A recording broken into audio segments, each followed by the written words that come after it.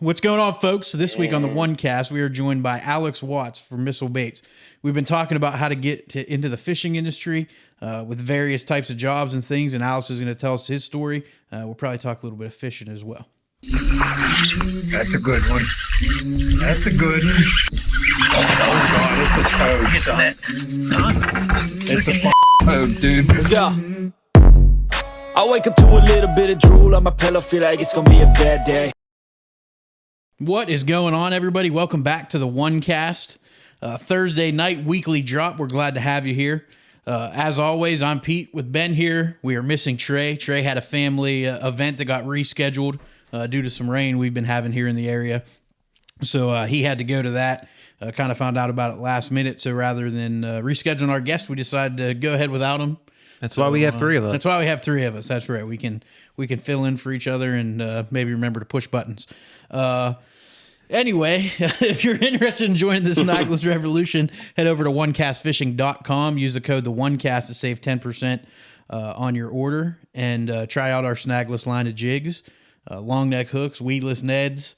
We've been getting some pictures with the long neck hooks doing some work, huh, Ben? Yeah, we did. This week we got a few from some big old post-spawn girls down in Florida. Looks like offshore, probably grass fish out there, fishing a speed worm, which is my go-to using the long neck hook there. So it's great seeing you guys using the product. We love seeing the fish catches, to be honest. I know I don't get to fish as much as I used to, so I get to live vicariously through everyone else out there and we love seeing, and it's great marketing too, because we get to repost that stuff. So definitely appreciate it. Keep taking advantage of that code and join the snagless revolution. But it seems like, Pete, since we got back from the Classic, and I know this is our second episode since then, because our last one was a wrap-up, but we have been, all three of us have been super busy. You two took off a week of work, and so probably trying to get caught back up on everything's been hectic. And, I'm just trying to get caught up on everything with the jig business. But it seems like tournament season is starting back up now after the Classic. We had MLF this past weekend down at Lake Murray in Columbia. Did you get a chance to check it out at all? I didn't. You asked me earlier, and I said I didn't even know they fished it. I had so much going on. It was, the holiday right after the Classic and travel, went to see our families and everything. It's like the last, I think, five weekends in a row I've been on the road. Yeah. So, yeah. Sometimes I completely understand. I checked it out for a little bit. We had some things going on this week. It was obviously Easter weekend too. So, but I checked it out. It looks like Anthony. Gagliardi. Thank you. You already know I can't say his name. Gagliardi, right? He won his home lake down there.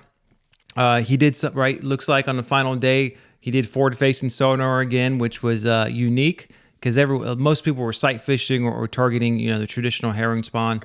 And he went out on the last day able to find something a little bit different. And it seems like in every major tournament, forward-facing sonar plays a role, even in the events that you think they're going to be sight fishing. Yeah, it has. I mean, it's crazy to think that we've had 2 Elite Series events, right? And, 3 if you count the Classic. And then you've had 3 BPT events, and it has played a role in everything. Yeah.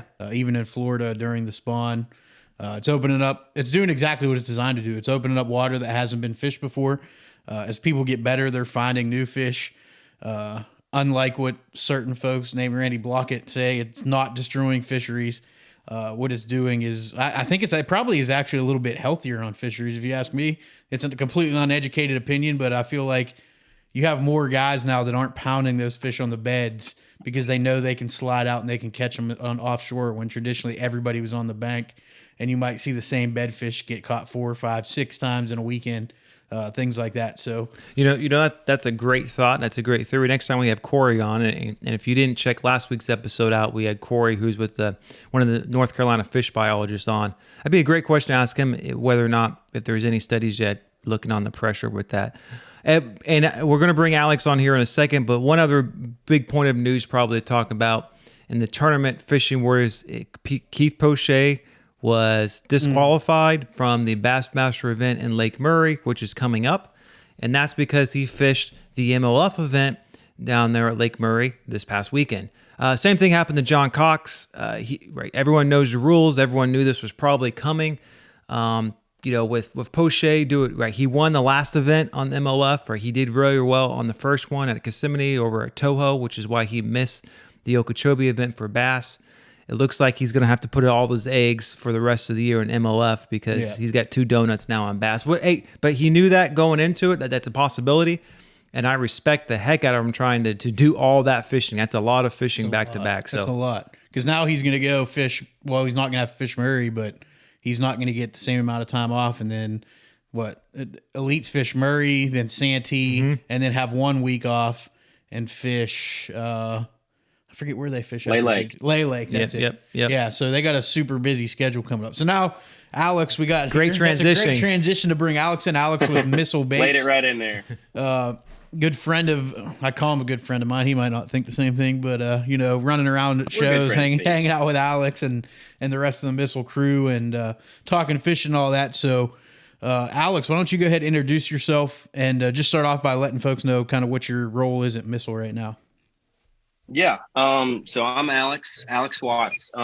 Basically what I do at Missile is I'm an inventory specialist. So what I do is I take care of all the product that's coming in. I purchase it and then make sure we've got components for all those products, packaging, hooks, skirts for our jigs. And then I keep track of that to make sure that we have a constant flow of inventory coming through based on sales and then what I purchase.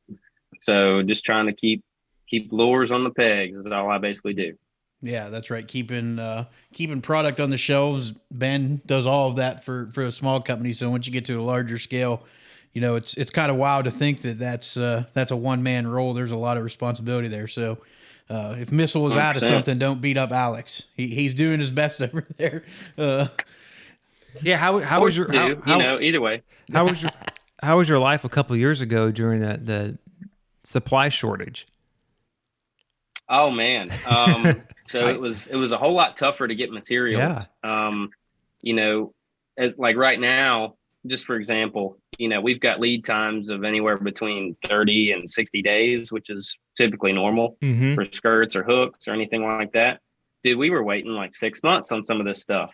I know. You can't move product waiting 6 months for hooks and skirts and packaging. You can't move nearly the amount of product. So what we were doing, and this is kind of a problem we ran into, is we were ordering a bunch of stuff so we'd get a lot in at once. We were ordering a bunch of stuff from our manufacturers so we get a bunch of product at once. Well, all of that came in at once. And then after the COVID thing slowed down, we had all this inventory. So we were just sitting on all this inventory. So now we're in the process of just selling through it and trying to get, sales boosted back up, get back to normal. So, man, it was a whole mess. I mean, that COVID deal it created a big hoopla in the fishing industry. I mean, it was just a big deal. I mean, I think every industry went through it, but as that's when we were designing and getting ready to launch the snagless jig. So we ran into the exact same issues trying to get skirts and hooks, and they kept pushing the order back, and it ends up being 6-8 months sometimes to get supplies, and then you over order it because you don't know when you're going to get it again, and then of course now that takes more supply off from other folks who need it, and it just complicates the problem. But I think it seems like now we've moved back to a more normal period. 100%. Now all of us just have to deal with the recession that's coming. Yeah. Yeah. Prep for that. Yeah, no doubt.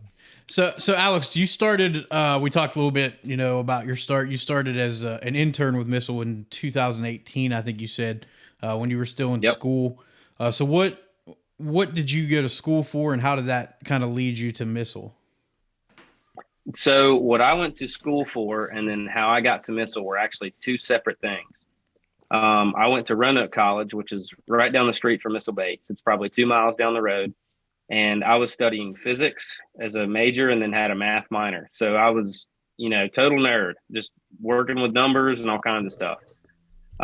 But I actually started emailing John about an internship because I saw a program with the college where they said an internship would count as a credit, and I had to apply it to my major. So I asked John one day, I emailed him probably 5 or 6 times, and then walked in one day and mentioned to our front office lady, who was Julie at the time. I said, look, I'm interested in an internship. If there's any possibility, I'd love to do it. And John emailed me back the next day and set up an interview, and then I ended up getting it. So what I had to do was tie that in with physics. So I had a couple of projects with John where I'd, go test baits or do something. And I had to basically come up with this report on how that tied into, how, basically the bio fundamental mechanics or the biomechanics of the lure work in the water. So, just kind of tied that in, and luckily it worked out. So I kept working here after that internship deal ended with the school, and was doing part-time stuff, just packing orders and making jigs. We actually used to have a little jig making station in the back where we used to pour some of our headbangers and flip outs, all the jigs we used to make. But I ended up moving down to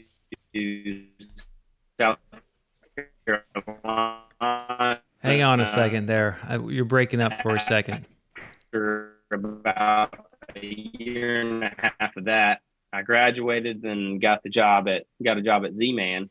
So I worked there for 2 years and did customer service, and then now I'm back here at Miss. You there? Yeah. You cut out there for a little bit. We hopefully we got all your story. We got you worked there part-time. You had the jig making station. And then you head down to South Carolina and got a job with Z-Man, correct? Yep. You want me to start from there? Yeah. So what'd you do, or do you have questions on that? I mean, I want to go back and talk about this physics and math. I find that entirely fascinating, applying the science, right, to our fishing, because it can be done in so many different aspects, whether it's biology, chemistry, and then physics is a huge part of it, even just the lure colors we see in the water. But from that report that you did and all the testing, if you remember, did you discover anything that may have shocked you, or that goes against, or if you want to lay out exactly what your test was, or anything since then? Have you applied your physics math background to the fishing industry that looks at things maybe a little bit different? No, and I wish I did, because I was basically just looking for a grade in that that class or that internship. So I was just kind of going through the motions with, doing a report, getting the numbers for it, presenting it to my class, and just getting the grade. But with the way my mind works, because I'm a numbers guy, I constantly am thinking about, well, if you tweak this about a bait, maybe it'll do this. Well, that kind of plays into the physics thing, to where, I think, okay, if you look at it from a resistance perspective, let's talk about the Chunky D. We just came out with the Chunky D in the fall. If you look at the Chunky D from a resistance perspective, we had to make the claws a little bit thinner, closer to the body, so that it had enough movement on the kickers to where it would actually give you the right action. Yeah. Had we not done that, had those pieces right there been thicker, then we would not have gotten nearly the action out of that bait that we would have. It's just little things like that. And I never got into the CAD drawings of stuff. I wish I did, just because I did physics. I didn't do engineering. So a lot of engineering majors, they do the CAD work. I never got to do the CAD work. We just studied like Heisenberg's theory and Einstein's theory of relativity. And that was, pretty much what physics was. But I think you made a great point there with the design of what was it? The Chunky D. Chunky D, yeah. That the appendages, right? Because if you would have kept it maybe the original, that could have been a great cold water bait. Because when I'm looking at baits, like I'm looking at appendages, I'm looking at the thickness of the plastic. I don't want a lot of movement in cold water. Whereas that would not apply in anything above the wintertime for the most part. Yeah. Like I want action. So, and it's just those little details, right? That, and from the physics and design standpoint, it's little adjustments in how you design that. But from an angler perspective, that can make a difference depending on how the bite is on the water. There's a lot. Yeah, there's a lot of thought that goes into that. I'm gonna pull a Byron really quick, but so for example, when guys go to make all these swim baits out of resin, it depends on the water temperature that they test those swim baits in, because let's say a guy tests a swim bait in the summertime, the water's like 80 degrees. Well, that bait is going to float in the winter because the water is more dense in the summer than it is in the winter because of the temperature. So that's just another point to make. You've got to look at these little minor details when you're designing baits and, you're selling them, because those minor details make a difference. Now, you can just add weight to that swim bait, but let's say, Joe down the street gets one of those swim baits and goes to throw it in the wintertime when he wants to fish that bait. Well, he's going to be like, well, dang, this thing doesn't even work. Yep. I paid $200 for this bait and it doesn't even work. Mm-hmm. Well, no. Then he's going to bash just the company that on bait was Facebook. tested. Yeah, exactly. Yeah. Yeah, it's those are the things, and you have arguably, I think, one of the best mentors you could have when it comes to lure design and things like that. Because if you watch John, 100%. when we say John, we're talking about John Cruz. For anybody that doesn't know, when you watch him talk about his designs with Spro and the things that he thinks about and looked at, and then his designs with the D bomb and the chunky D and all of that, he has a really sharp mind for those little details, and I don't know that there's somebody better that you could have learned from. Although I'm sure you picked 100%. A few things up with Z-Man, because obviously they've done some pretty neat, unique stuff with with their design and things that they've come out with. Now they're not the only ones using Elastec anymore. There's other companies that have come out with stretchy, more durable plastics, but there's give and takes with all that stuff. So yeah, I went down a rabbit hole. I got to give them the plug though. Yeah, sorry, my bad. No, you're good. I said I got to give them the plug though. They're the original. That's the best material out there. That stuff is bar none, because every other TPE, and if you're a competitor in that market, Z-Man's going to try, or whoever is going to try all the other stuff to see what it's about. That Elastec material is top notch. Like, it is bar none the most durable, and it's buoyant just like they want it to be. I mean, it's good stuff. Yeah. I can't argue with that at all. I mean, I figure most people have something Z-Man for specific applications, because it just works. And especially, I use it a lot more when I'm up north fishing, especially like pre-spawn, if I get home and fish the Great Lakes or something, because you might catch, we've had 100 smallmouth days. And if you're throwing a shockwave, a shockwave or any other softer bait, you end up going through 5 or 6 packs, where I can put an Elastec small swim bait on it. I can fish one basically all day. So there, there's a time and place. I use them almost exclusively for the weedless Neds. I'll go between different TRDs and the baby goat and the big TRD and the goat and the crawls and all that. But it's a great material. And I was gonna say, like, I went down the rabbit hole on that, I don't know, a year or two ago, researching all, because they don't have a patent on it. They just claim a proprietary. So it's like, why aren't there a lot of other companies using this stuff? It's so good. So I'm going down the rabbit hole and researching TPE and all this stuff. And it's like, okay, no one's really wanting to put the capital into reverse engineer and go down that route, because I'm sure that's not cheap. yeah, no kidding. It is not cheap. So what's cool is they actually, I don't want to say they stumbled on the material, but they were making another product, and then that material was basically a byproduct of what they were making. And then they were like, man, like, you could use this for a fishing lure and it wouldn't tear up. And then there goes Elastec. So it was pretty neat. As we learned with the long neck hooks, sometimes the best products are the ones that kind of come by accident or non-intentional or a byproduct or something else. So that's a pretty cool story with them too. So what did you do when you went down to Z-Man? You moved down to South Carolina and were working for them. What was your role with them? And what year was that again? That was in 2019. So I got there in fall of 2019 and then worked there from that fall till the fall of 2021. And I ended up doing customer service for them. I did customer service all 2 years. And I was, just sitting on the phone and talking to people about the baits, getting their orders put in, or, if they had questions about the baits, or if they had issues, defective products that came their way, I helped them resolve those issues. I did help a little bit in the product development. That's just something I really love. I guess that comes from my physics background, the way my brain works. I like tinkering with stuff and, seeing how it works in the water and if it's exactly what I think people would look for. Excuse me. But I did that. And then I actually helped with social media a lot too. I helped start a TikTok account for them, and then helped with the Instagram and Facebook stuff with them too. Okay. So it's just like anywhere else you'd work in the industry for the most part. You wear a lot of hats. Yeah. Yeah, that's one thing that for folks that don't know or haven't been around, if you do decide to work in the fishing or outdoor space in general, Hunting's the same way. That's where I cut my teeth working in outdoors and doing things in the outdoors.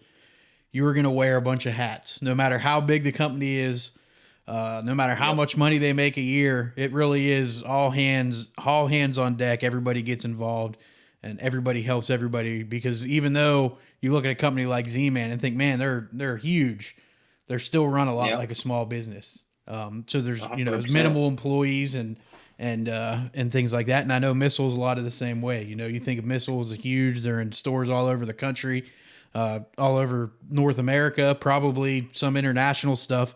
And Alex is the guy that is doing all the ordering to make sure they have packaging and hooks and everything they need to get those products out. So you came back to Missile essentially in the heart of COVID to take on the ordering process. How was that to walk into? Well, before you answer, I guess the good thing about that is that you had an excuse if you couldn't do your job, because blame the Chinese or whoever, right? That they can't ship their stuff here. You guys remember, right? They had the tanker got stuck in the Suez Canal. Oh my, yeah.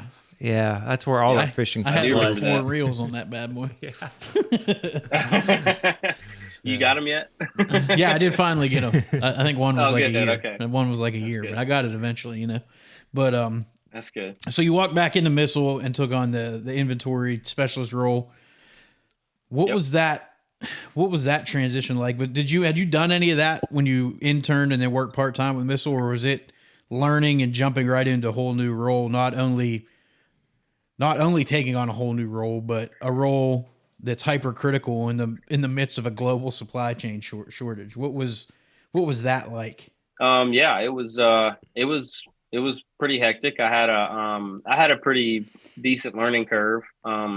John was doing all the purchasing before I got there, so we just basically went through everything together. John really needed a guy to help him with jigs, so that's why he opened up that position and started hiring. Because they're a completely different animal than soft plastics. Right. For soft plastics, you worry about the boxes, the bags, and the baits, and that's basically it. And then with the jigs, you've got hooks, skirts, you've got packaging, which are clamshells, and you've got the cards that go in the back of the clamshells, and you've got all these different components that go into making jigs that he needed help, and all of those different components have different lead times. So you've got to try and time it all up to where you get that product when you need it. And I'm still dialing that in, like I'm a year and a half in and I'm still dialing that in. Yeah. I definitely don't have it figured out, and I don't know that we ever will. It's like chasing a moving part, so it's constantly going to be changing. But I never really did any purchasing before I moved down to Z-Man. I was basically just packing orders here at Missile and doing the jig work stuff. And I traveled to shows with Missile, so I did some of that. Now, when I did get to Z-Man, after about a year, I had a couple projects where I started working on purchasing some things. Like I started putting orders together and just kind of getting a feel for how you project for what values to get, what quantities to get for any SKU, or when to get that order in. I started working with Daniel, who's the president down there.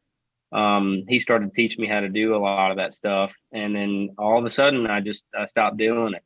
I guess the priorities changed. He needed to really just hone in on that because COVID started.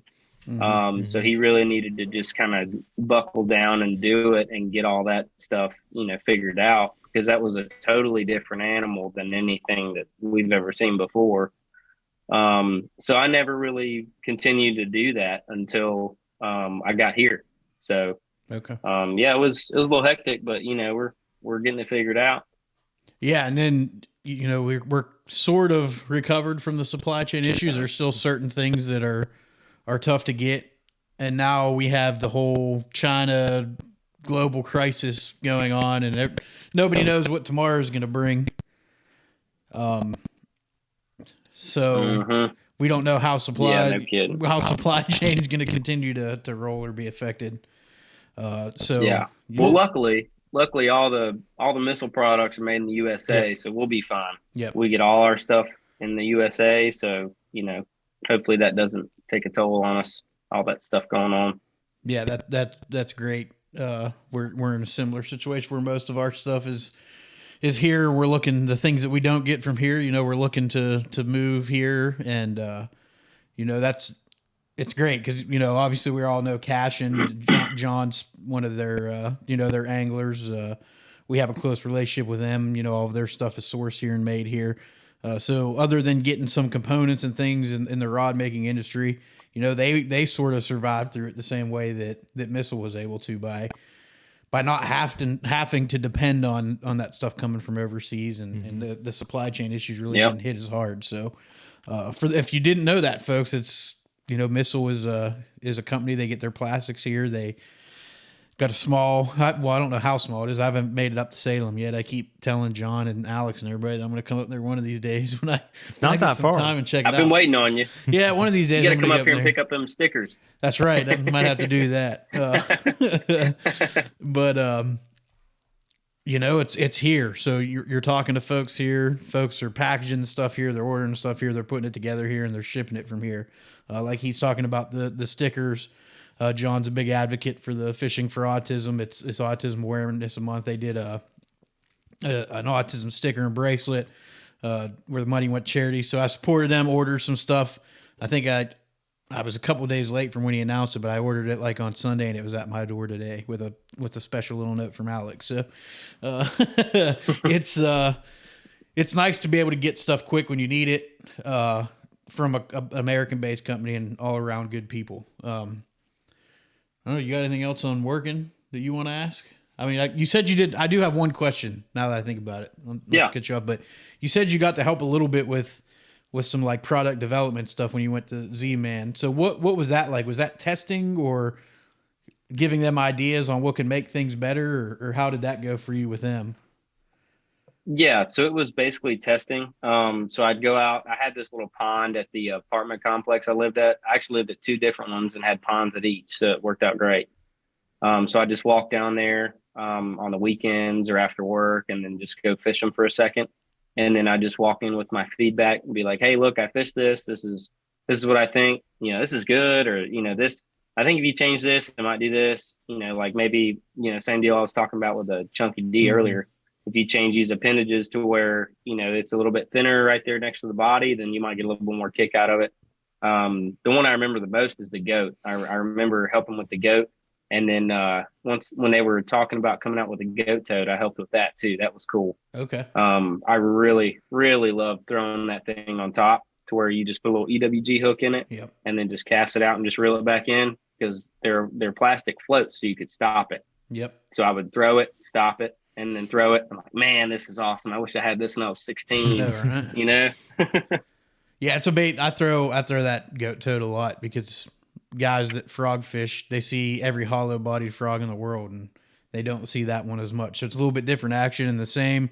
I'll give one of my secrets to anybody listening in North Carolina. The Spro flapping frog is another one. It's just a different profile, a little bit different action.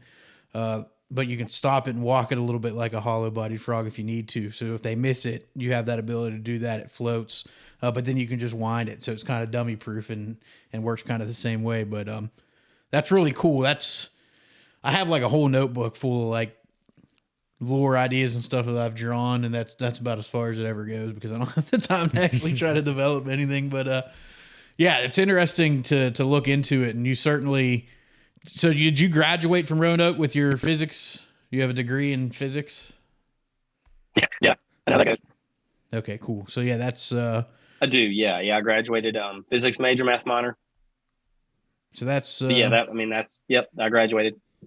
That's a interesting way or path into the industry and some different perspectives. I mean, I think the safe assumption is you're addicted or love fishing just as much as us, which is why you're in the industry.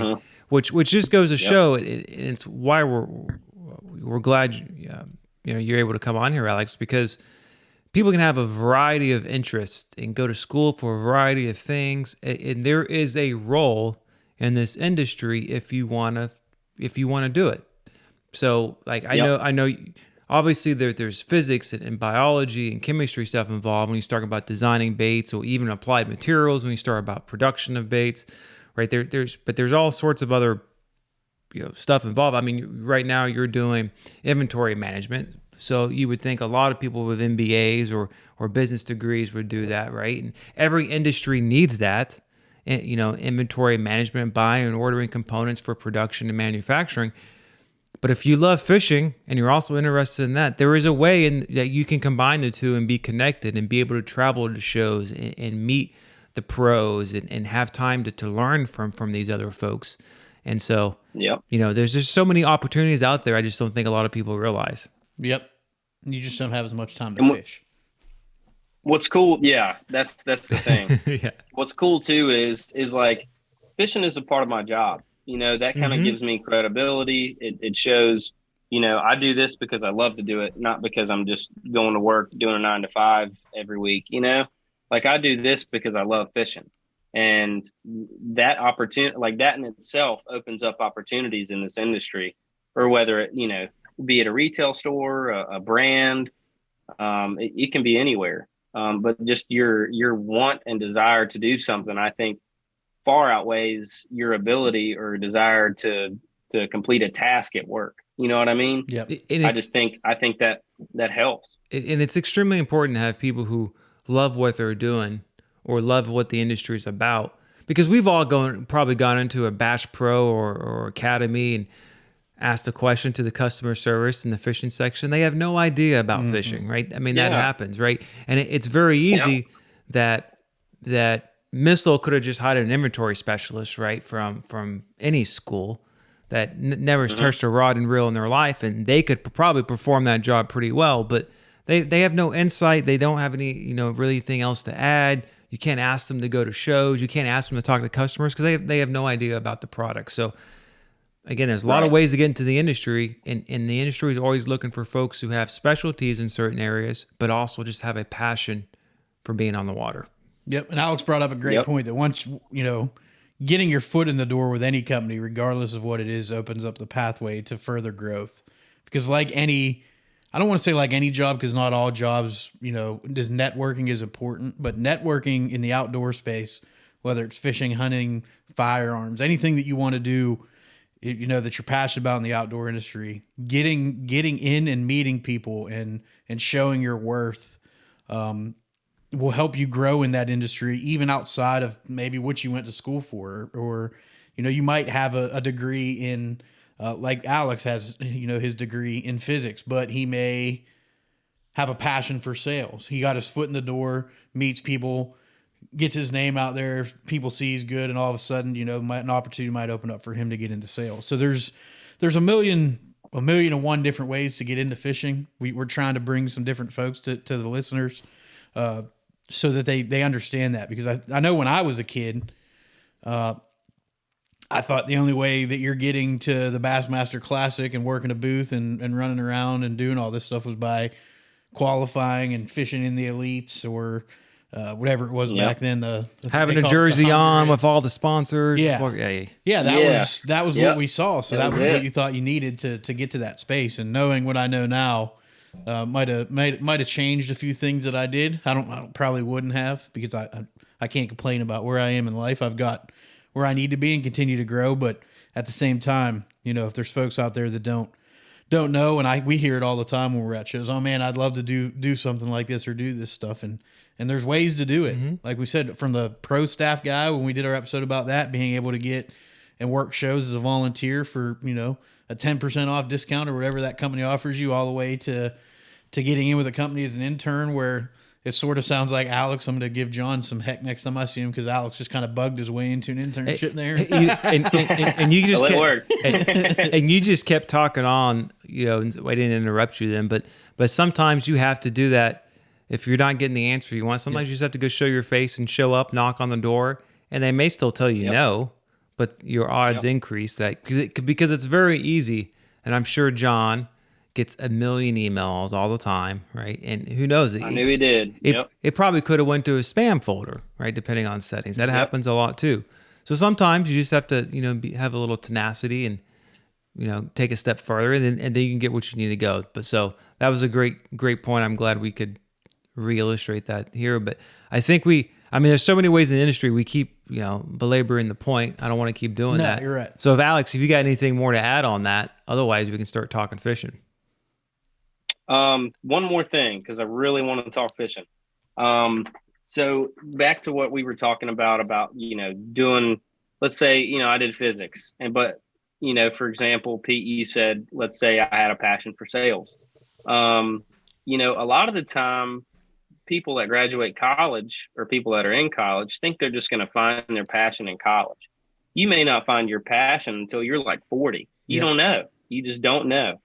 So I think just trying different things and, taking that leap of faith. I emailed John 4 or 5 times before I came in, and, I was like, man, I like to fish. I fished for the college team. I was like, man, this might be a cool thing.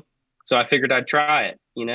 So, I mean, that's the whole key to figuring out what you like and what you really have a passion for, and really figuring out what your calling is. Because I think everybody really has a calling. One thing that they really kind of take grasp of and just run with, you may not figure that out until, like I said, you're 30 or 40, who knows, so just keep the door, keep all the doors open that you can.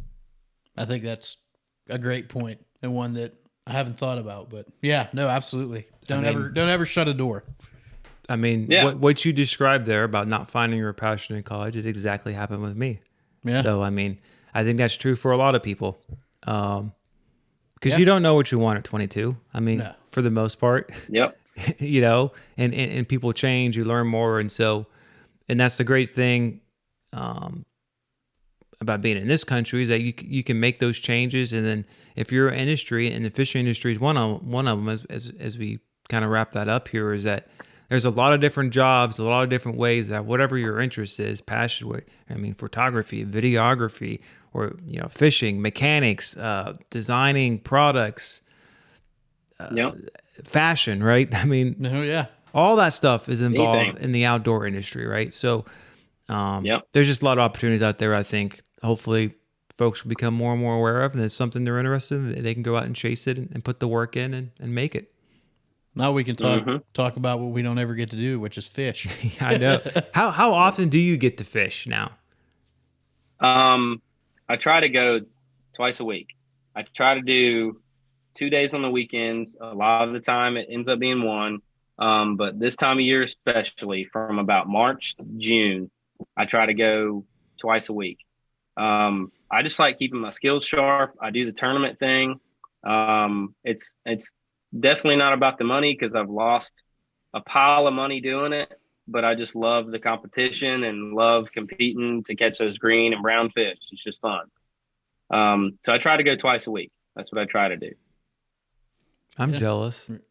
Yeah, me too. I mean, it's pretty. Now I don't have a family either. I'm single, so I can go and, fish whenever I want, given I don't have to work. So that helps. A lot of people don't really have that luxury. So yeah, it's tough when you only have the weekend and you get bad weather or something, and you end up losing, 4 days out of the 6 you might get to fish. And that's why it's important just to go when you can.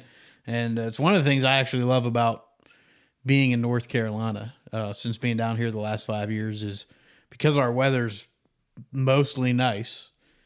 I can get home from work even at 5, hook the boat up, and I can still fish for 2.5 or 3 hours. Now, I'm certainly lucky I live within a 7-minute drive of either Jordan or Sharon Harris launch, and I can be on the water. I mean, in the summertime, you got 4 or 5 hours almost at times. 9:30, 10 o'clock, you can still just about see enough to fish. And exactly. It's about taking opportunity when you have it to get on the water. And I see Alex's stuff. You're pretty lucky in the area that you all are located. You have quite a few good fisheries that are close by, and you're also fishing the opens again as a co-angler. So we want to talk a little bit about that. But the fishing, so you're fishing the opens for the second year as a co-angler, correct? Correct. Yep. And you're fishing the northern. So what lakes are on your schedule for that this year? Yes. So they got away from calling it the Central, the Southern, and the Northerns. They're now calling it Division 1, Division 2, Division 3, and I'm fishing the Division 3s, which is basically the Northerns. The lakes on that schedule are Bugs Island, which is right down the road, about 2.5 hours from me. And then the St. Lawrence in July, and then Watts Bar Lake in September. Watts Bar is Tennessee, right? Yes, that's the lake above Chickamauga. Okay, that's what I thought. Yeah, that'll be when's that one? September 13th. It's gonna be tough. That's It's gonna gonna be be real tough to get bid on that one. Yeah, that's gonna be. That's gonna be Real hard. I kind of No like. kidding. I kind of like the open schedule this year. Is they went to some bodies of water when you wouldn't expect them to go those bodies of water. That and do you think Mhm. did they spread the schedule out a little bit more? Because it used to be sometimes there would be opens almost back to back in different regions, and Yep. that's really not possible with the EQs anymore. So, Nope. So they did spread it out. That's why we have one in September now. I think so. I don't. Last time I checked, I don't remember seeing an open in September. I mean, the latest you'd see ones in August, but they go to like the Mississippi River or something. You know? Well, you know what? I forget the Lake Norman one that was here 2 years ago. That might have been September or October. Yeah, I think Yeah, that was that actually that October. very well could have been. I think it was Yep. October. Yeah, it was a later one. Yeah, you're right. So maybe we're just completely wrong. We're just That sounded good. That's all that matters. Absolutely could be. As long You as had it me. sounds good. You had me in full confidence. But Oh, wow. I think the two. So they're fishing Toledo Bend this weekend, Mhm. and then the next one is the Bugs Island Kerr Reservoir, whatever you call it, depending on where you're from. I think those are the two Yep. closest together events, and they're like a week apart. So Yeah. or 2 weeks apart. So they'll fish Toledo Bend, then they have a week off, and then they fish Bugs Island. Because I know Destin, who's been on the show a couple times, 2 weeks off. 2 weeks off because Yeah. he's hitting a 'Cause- couple other lakes to pre-fish before he gets up there for the official practice. Because Toledo Bend is this weekend, and then Bass has the 2 back-to-back events. Yeah. Yeah. So you're right. You're You're gonna right. be on Car May 6th. Is that the right date? Yeah, the dates for the tournament are May 3rd through the 5th. Third through the fifth. Okay. So you have, I know you And I have a think boat. that's a Wednesday, Thursday, Friday. It is because there's a think. BFL on Saturday. Yeah, that's which what it is. which those bugs BFLs usually pull 150 to 200 boats. So that poor waterway is going to get pounded for a week or so. I feel bad for being the BFL guys. Yeah. Yeah, no kidding. You guys are gonna kill them, and then they're gonna come there. I guess fish around the boat ramp. So as a co-angler in an open, I know you have a boat. You fish local stuff as a boater. Are you able to practice on a boat as a like on your own boat as a co-angler? Or do you have to practice with a boater? You are able to practice on your own boat, but I prefer to practice in the back because that's the way I'm going to be fishing anyways. Yeah. So either through my connections at Missile or like friends I know that are fishing it, I'll ask to hop on their boat for a couple of practice days or, a day here, a day there or whatever. And that actually kind of lines up with like who I stay with too. For example, last year at the James River, I practiced with Ed Lochran the whole week and then fished the tournament. And then I actually stayed at his house because he lives probably 30 minutes from the ramp before we took off. So it just kind of works out. But yeah, I prefer to just practice on the back of the boat with somebody else because then you get 2 different perspectives. You get your own and what you think of what's going on in the water. And then you get the guy who's going to be fishing as a boater. And it'd be cool to fish with a couple of different people for practice because then you get multiple different perspectives. You get your eyes opened up to different things. Oh, okay. Didn't think about that. Or you just kind of get keyed in on something. You're like, oh man, that's awesome. Glad they're doing this, So I try to hop in somebody else's boat. Yep. That makes sense. It's a whole, we talked a little bit before we started recording. We're going to talk about it, but as a co-angler, it's a whole different mentality and mental state that you have to have when you're going into an event. I want to stop you. Yep. It looks like Amazon's here. And it's good. I want to stop you because it's a good thing Trey's not here because he would not want to have part of this co-angler conversation. Yeah, sorry, Trey. We're going to talk about co-anglers. We know how you feel. But no, That's like we were funny. saying, it's a whole different mentality, a whole different thought process, a whole different level of mental fortitude when you're in the back of the boat and you're trying to compete with the other co-anglers. And bass is 3 fish, correct? Correct. Yep. For the co-angler limit. Yep. So this is your second year. What, as somebody who's fished as a boater and then now as a co-angler, what are some pointers, some tips you can give to somebody that might be thinking about making the switch or jumping into an open or a BFL or any of these bigger tournaments as a co? What's some advice you might give to them? Well, first and foremost, definitely do the co-angling thing first if you're looking to get into like BFLs or opens as a boater, because that'll help you really sharpen your skills. First off, because you're going to get your eyes opened up to different levels of fishing. How fluid guys are. Pitching and flipping, casting. How they are. Getting fish in the boat as quickly as they can. There's just different small details you never would think of unless you fish with somebody in one of these events as a co-angler. And another thing is too, you've only got to worry about 3 fish in an open. So if you can get those 3 fish in the boat, then you stand that much better of a chance at cashing a check. And that kind of gets you in the rhythm of focusing on cashing a check. You want to focus on, okay, excuse me. You want to focus on, okay, how can I fill my limit? And then after that, how can I get some bigger fish in the boat? So, you're fishing behind guys all day, but then again, you're learning while you're doing this. For example, I fished with Cody Meyer the first day of the James River Open last year, and he opened my eyes to things that I was like, man, I didn't even think about that. One thing that he did, his fluidity and his flipping and pitching, dude, he was dialed in. I was like, man, that's impressive. Like, now I get it. Now I get why the pros are the pros, what kind of level you got to really look for to be able to make it to that level. And, I was kind of blown away at first, but then I started getting dialed into, started paying attention to what he was doing. I was like, okay, I think I can get this. Excuse me. I'm getting over a cold. So no, you're good.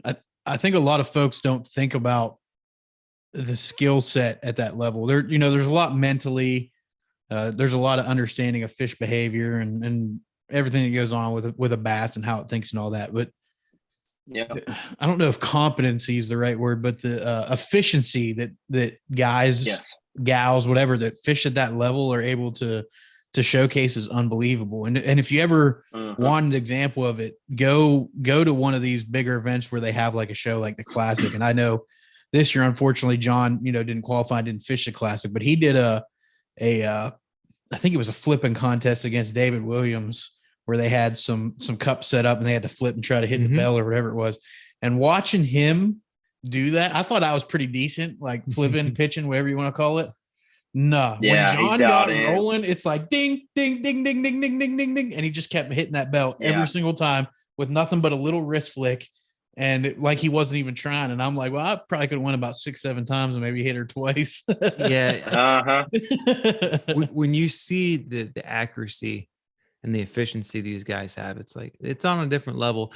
And that's practice. That's practice, time on the water, and time in the off season when they were young.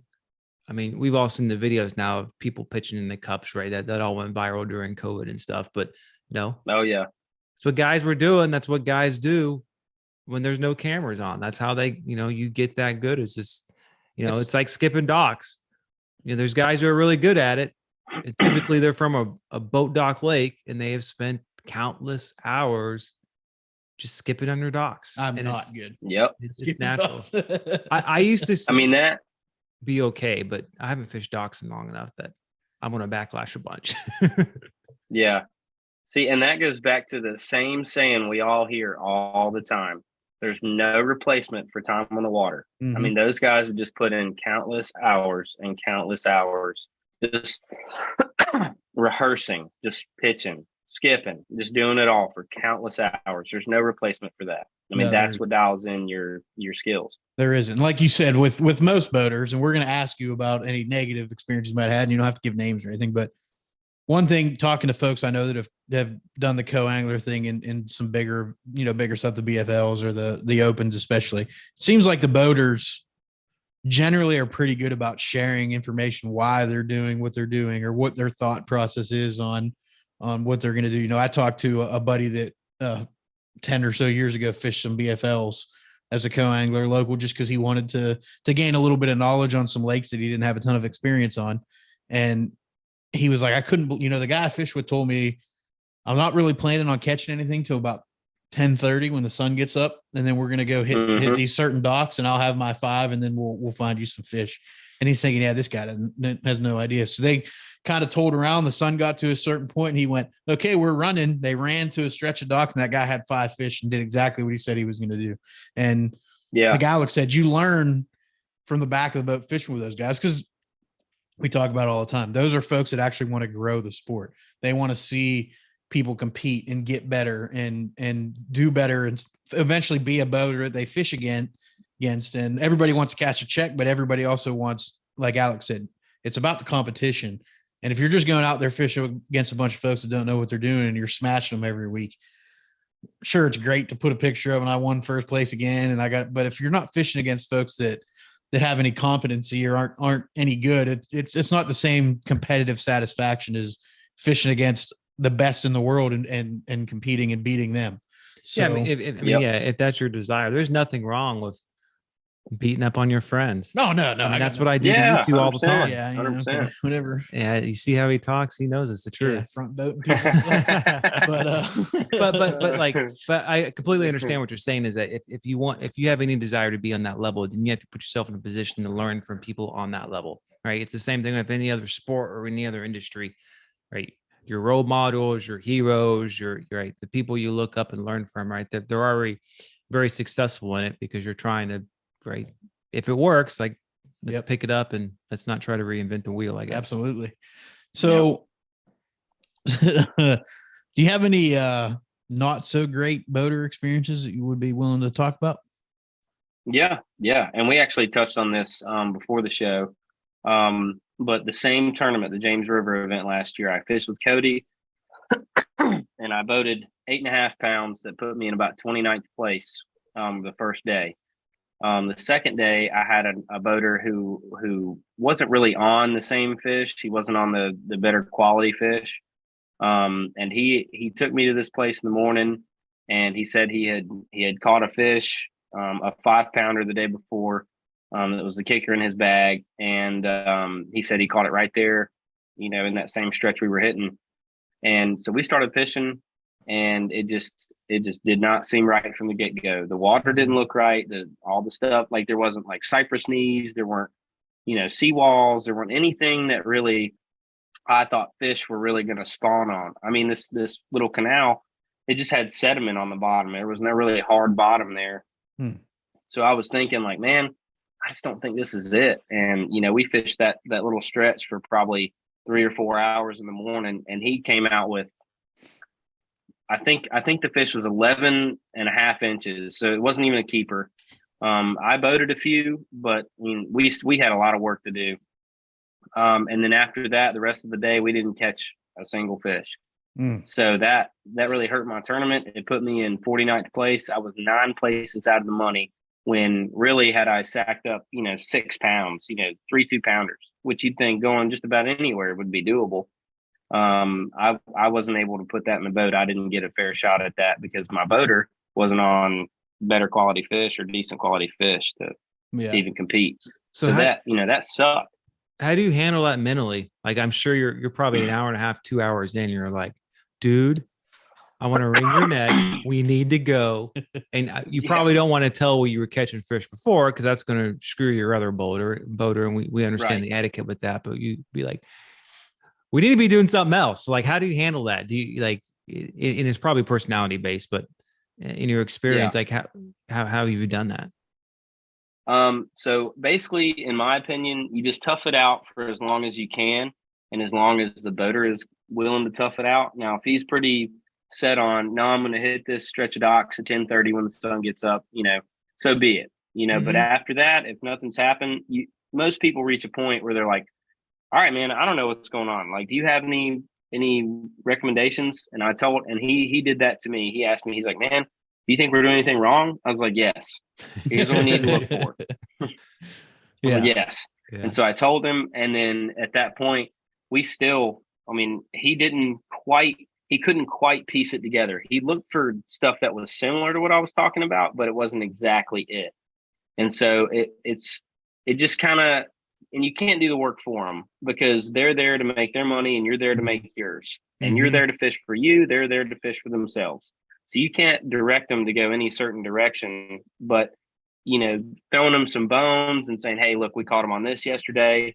That's the way to do it. because that way you're not giving up spots for your anglers. And in my case, the guy I practiced with all week, you're not giving up their spots and giving away their juice. But in the same token, you're trying to help them piece the puzzle together. Like, look, this is what we need to be looking for. This is what we need to be doing. And so I told him, look, we need to look for cypress knees or canals that butt up to deeper water. That's what you want. And he looked for the cypress trees, and they just weren't right. Like the deepest water around him was maybe 4 or 5 foot, and it was out far away in the main channel. Like we weren't even close to what we needed to be looking for. And I told him, I was like, man, if you go back up in here, the water gets a little bit deeper. He said, okay, and then nothing. So that's the kind of things you need to look out for if you do decide to get into co-angling. But the main reason I decided to do it was, 1, I wanted to learn. 2, I thought I can be competitive. And 3, I wanted the shot at fishing with some really cool dudes like Cody Meyer. I never would have thought I would have drawn Cody Meyer the first day of my first open. That was such a cool experience. I got to spend 8 hours in a boat with Cody Meyer. He holds the world record for a spotted bass. I mean, that's really cool. I think that's the reason you do it. You want to learn, you want to, figure some things out about fishing you may not have known before. And then you want to hopefully build some cool relationships. So, yeah, that's a great point. It's, you have the opportunity to fish, like you said, with really cool people. You have the opportunity to learn. And I think you gave a great example. It was frustrating, but you didn't let that frustration come through. You have to remember that not every boater is going to be Cody Meyer or Ish Monroe or John Cruz or those guys. A lot of those guys are learning too as they go. They're trying to get to that next level. Yeah. They may have done the co-angler thing, and it's a big jump as somebody that boats and is a boater. There's a big jump from fishing in the back of the boat, where whether you're fishing with your dad or a buddy and he's taking you where you're going to fish and doing all that, to now I got to make the decision on where I'm going to go. And even at a local club level or local open tournament, whatever it is, like when it's you making those decisions, there's a lot of weight on you if you're a competitive person on making that decision. And when you make a bad one, it's a tough thing. And that's probably my biggest struggle is when I make a bad decision, I have trouble coming off that bad decision because I convince myself it's not a bad decision until after. And then I go, yeah, that was really dumb. I probably should have done something different. But we always decide they're bad decisions about 3 hours after weigh-in. On the drive home. On the drive home, you're like, why did I do that? Why did I do that? Well, why did I not do that? Because that worked. And why did I leave that? You're like, oh, I should have gone here. Oh, I totally forgot about that. Yeah. I had a buddy in a BFL I recently fished. I didn't get to practice with him, but I met with him that morning and we went to the launch, and then I found my angler that morning. But he told me about his tournament after the fact, and he was like, man, I wish I hit this spot. So we rode in his boat from the launch of the tournament to the other boat ramp that he put in at. And he's like, I'm just going to pull over and check this spot really quick. He pulls over, he pulls up on this rock pile, and I throw one cast with an Alabama rig. And he said, okay, you want to tick the rocks with that Alabama rig? I said, okay. So I watch it on the scope. It gets down. I said, okay. So I start creeping it. Next thing I know, I see a pretty decent sized dot coming after it, and I reel it. And then next thing I know, I set the hook, and I'm like, there he is. I said, dude, that's a good one too. He said, you've got to be kidding me. And so I reel it up, and it's like a 4-pounder. It would have put him in like 15th place or something. Oh man. Yeah, that's a prime example of those decisions. Sometimes there's nothing you can do. It just, yeah, it's not in your cards. It's going to play out the way it's going to play out. It's just that kind of deal, Yeah. Yep. So as we kind of wind down and wrap up here, which open on your schedule this year are you looking most forward to? Absolutely the St. Lawrence. I've never been. It's a smallmouth bass factory, 5-6 pounders, all of them you can dream of. And I only have a personal best of about 4 pounds smallmouth, so I think I can easily break that within a couple of days being there. So that one I'm really looking forward to. You should catch a ton of fish up there. Yeah. If it's been like it has been the last few years, like your arm's going to get tired of reeling them in. But that's a fun trip. I sure hope so. I lived close and never went up to the St. Lawrence, and maybe I should sign up just to go. Yeah. I need to make that trek one of these days. I fished St. Clair and Erie and Lake Michigan and all that, but I never made the trip to St. Lawrence, but that's definitely on the list now. One of these days I got to take about a 2-3 week vacation and go up there Absolutely. and hammer down on them. Yeah. You'd never want to come back. No, probably not. I'd probably end up a bum in Canada living under my boat. They'll take care of you there. That's true. Yeah. So Ben, what you got? I mean, I don't have much more other than that. I think, I appreciate Alex coming here talking all about the industry. I enjoyed the fishing conversations. It's definitely a unique position to be in, a co-angler. I've only done it for fun fishing, not competitively. I've just fished behind, getting my buddy's boat. He took, he picked me up and we went fishing. It's definitely a different mindset, even just for that. But there you kind of work together, and I can't, everyone hears the horror stories and all the personalities involved, right? Between, and it sounds like you haven't had any terrible boaters yet to someone who wasn't on fish, which can happen to anybody. Yep. It can happen, right?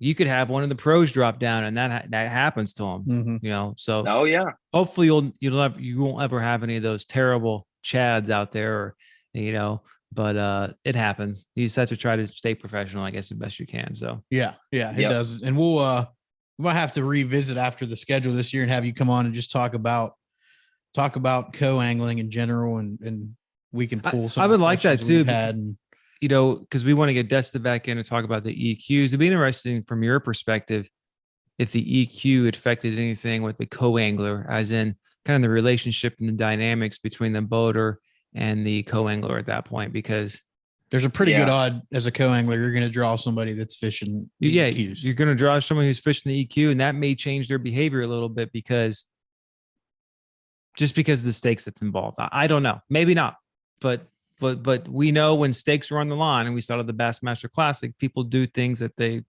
probably wouldn't do in other situations. When we had Destin join us on the live, we talked about, there's a lot more points fishing when you're trying to qualify now, fishing 9 events. They figured out they need an average of a 30th place finish across all 9 to be where they need to be to potentially qualify. So I think that'd be good. We'll get Alex back in here to talk about that. And if he saw a difference with, with the way guys were fishing, if they were fishing more conservatively and maybe not pushing as hard to win the event, but just try to get into, into that range where they could qualify for the elites. So take notes. Yeah.